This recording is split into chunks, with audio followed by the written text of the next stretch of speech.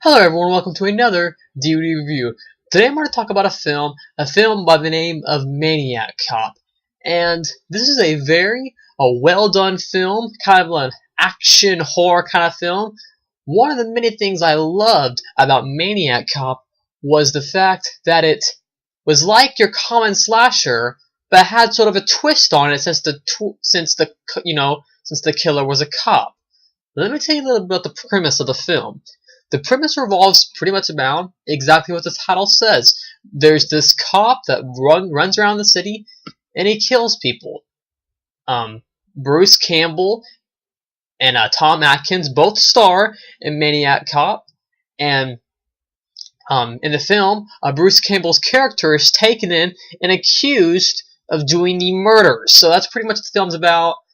Bruce is taken in, accused of doing the murders, and there's this Maniac Cop running around killing people, and these detectives are pretty much trying to find out, who is the Maniac Cop. Anyways, that's the premise of the film.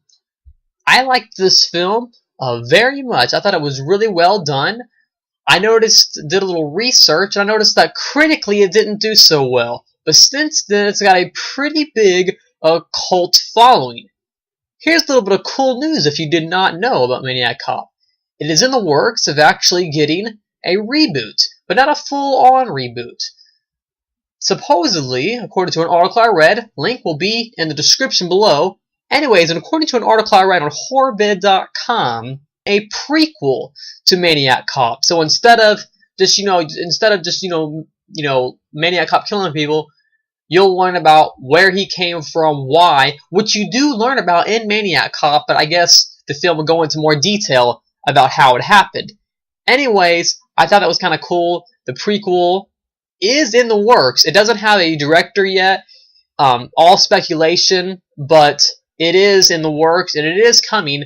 There is just no cast or director official yet, but the prequel is coming. So, interesting news. I'm kind of excited about it. Let me know in the comment board what you guys think about a Maniac Cop prequel. Do you want to see it? Do you not want to see it? Let me know below in the comment board. Anyways, more about my opinion on the film. Had some really cool kill sequences. I wasn't really for sure why critics didn't like it. It had some cool kind of twists and turns that I just really didn't see coming in the film. So I thought it was very well done.